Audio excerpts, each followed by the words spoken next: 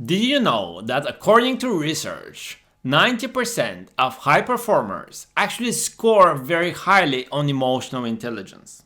So, what is emotional intelligence?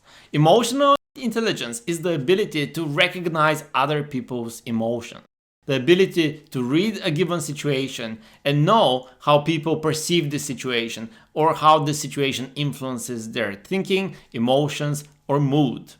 This is very important, particularly when you are operating with other people, collaborating in a team, or trying to lead people through difficult challenges or difficult times within an organization. So, I'm going to speak about some basic ways in which you can utilize emotional intelligence to your advantage and perhaps increase your ability to read other people's emotions. The very first thing you need to know is that your personal emotions influence the emotions of other people. Therefore, it's important to evaluate yourself and to understand how the mood you're carrying at the moment may influence the situation you are entering.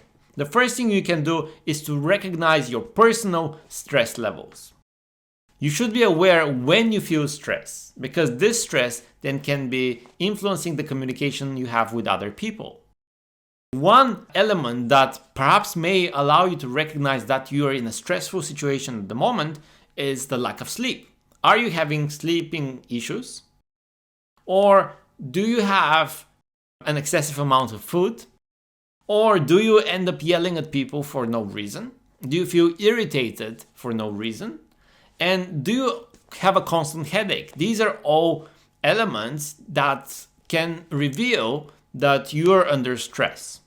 And if you're under stress, it makes the collaborative process much more difficult. Then we need to be able to organize our timetable in such a way to allow us to really wrap up one meeting before we start the next one. And this is something that's going to contribute to our mental health. And we need to adopt such a culture within our organization as well. First, of course, you have to do this personally. You organize your calendar in a way that allows for 10 minutes between each meeting. This will allow you to switch off from the agenda that one meeting had and then switch on to the agenda of the next meeting and perhaps have a little bit of time for yourself in between as well.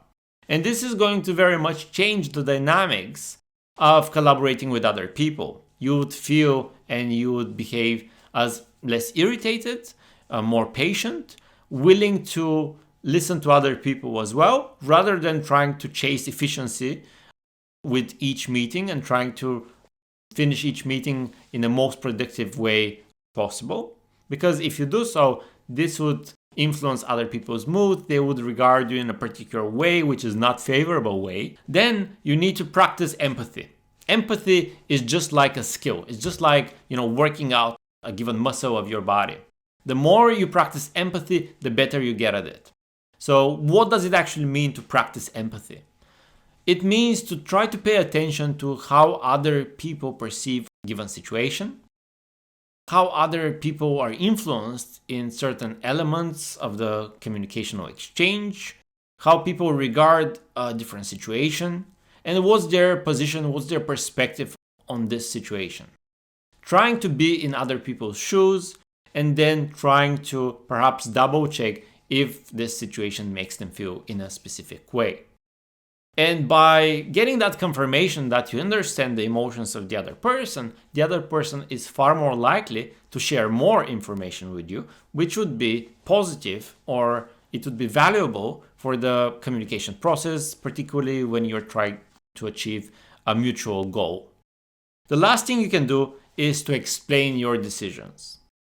When you are dealing with other people, it's very important to not only tell them what to do, but to explain why this is important to be done. Or if you behave in a specific way, or perhaps want them to behave in a specific way, you need to explain why. They need to understand the broader scale of things. They need to understand the strategic importance of that decision. So it's very much from a kid asking their parent why they should do it, and the parent replying, just do it. You cannot treat adults in the same way. because this would make them believe that you have very low emotional intelligence. And of course, this is not something we want. We want people to feel that they can communicate with us openly, share their concerns and perspectives, because this will put us in a favorable position of really becoming true leader and getting to resolve problems for other people, but also benefiting from the increased exchange that occurs with other people. They are far more likely to share some valuable knowledge or information with us that we can take on board for our further decision making. I hope you enjoyed this short video, and let's catch up in the next one.